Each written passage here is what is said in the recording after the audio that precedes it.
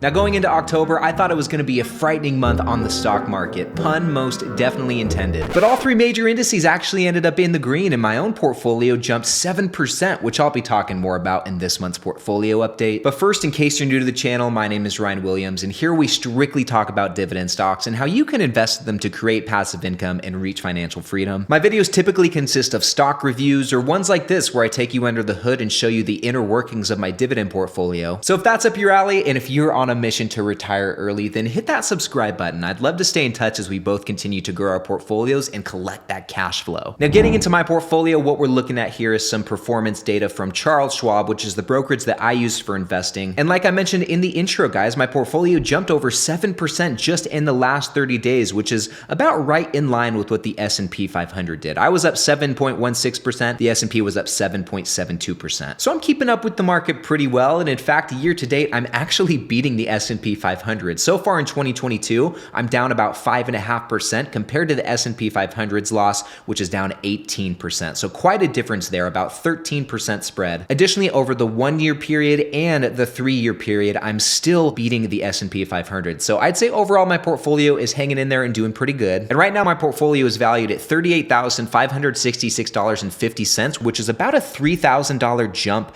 just in the last 30 days. And I've seen a pretty nice gain in dividend income as well. Right now, my portfolio is bringing in $1,864 in dividend income, which is about $38 higher than this time last month. And if we break that down on a monthly basis, I'm bringing in $155 every single month. And I know that $155 a month is not like a life-changing amount of money, but I'll tell you guys what, it is so much farther than where I started. It's at a point now where it's actually able to pay for some real-life stuff, which is very cool and definitely motivating to continue on. Now, getting into some of my individual holdings here, guys, taking a look at my best and worst performing stocks for the month, we can see here I have a handful of stocks that did really well, some even with double-digit gains in the last 30 days. Chevron absolutely crushed it with a 25% gain in the last month. AT&T, believe it or not, guys, a near 15% gain in the last 30 days. Lockheed Martin, about 13.5%. Altria Group gained almost 11%. EPD, 10%. And then we had 3M with a nice little rebound of 8.5%, and AbbVie jumped 8%. So as you guys can see, a lot of gains were made in this portfolio in the last 30 days. But with that, there were some losers as well. Southern Company right here dropped over 10% in the last month, which is pretty wild. Usually this is a pretty stable stock. Verizon dropped 6.5%. Procter & Gamble down another 3%, which I'm actually fine with because I've been buying more of this, which we'll see momentarily. But overall, it's been very interesting to see how stocks have moved in the last month, guys. I mean, a big rebound from 3M, a huge jump from AT&T. It's like we're living in some sort of bizarro world. But anyway, moving on, guys. Now I want to share with you which stocks I picked up in the last month. I made some pretty good purchases, starting with KRC right here, Kilroy Realty Corporation. I invested almost $300 into this position and added 7 shares to my portfolio. Additionally, I threw just under $100 into Lowe's and picked up about a half a share of that.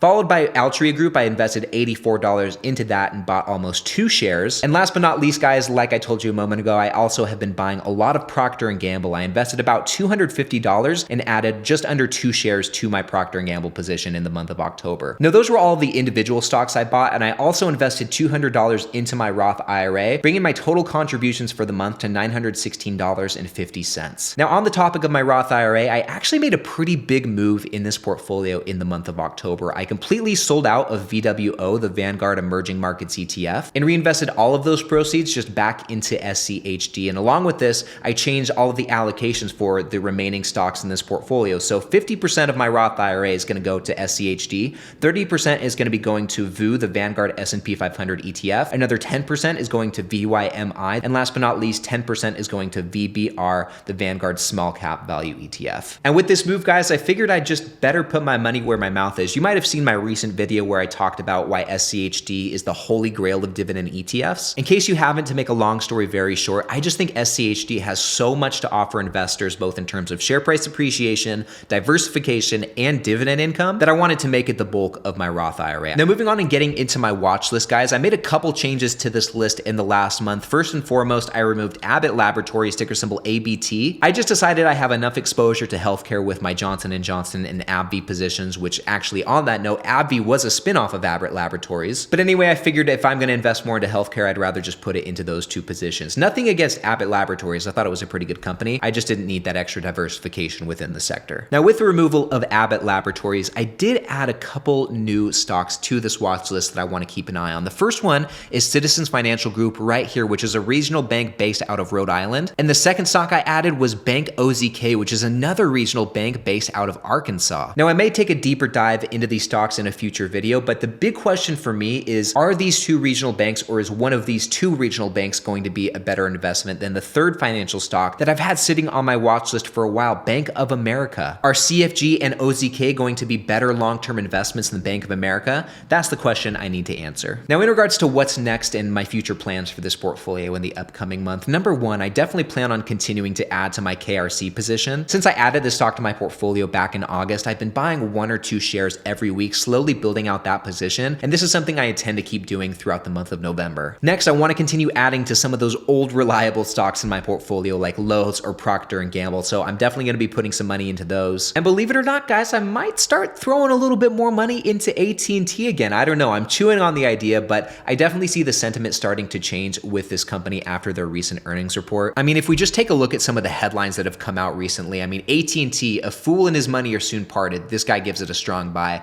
AT&T, bottom appears set by Stone Fox Capital, another buy. Scrolling down, one of my favorite authors on Seeking Alpha, Stephen Fiorillo, also has a strong buy for AT&T. Market sentiment seems to finally be turning, and a decade of underperformance could vanish. And if we keep scrolling down, guys, we're going to see some other positive headlines right here, pretty much all buys. And like we saw earlier, AT&T has jumped pretty high in the last month. What was that gain? 14.27%. But the valuation's still really low, guys. If we take a look at some of the stats, the PE ratio is 7, which is about 50% lower than the sector median, and is still 23.25% lower than the 5-year average. And if we scroll down, taking a look at the price to book and the price to cash flow, those are both very impressive. Price to book is basically 1.0, which is perfect. And the price to cash flow is low in the single digits, actually, this one right here. 3.62, which is 57% lower than the sector median and 23% lower than the 5-year average. So AT&T still looks pretty cheap. Overall though, guys, my goal is to just keep buying up deals and discounts as I find them. And on that note, check out this next video right over here to learn about 3 ridiculously discounted dividend stocks that are looking just prime for purchase right now. All of these stocks are ones you should have on your radar as we make our way through November. So click right over here and I'll see you in the next one.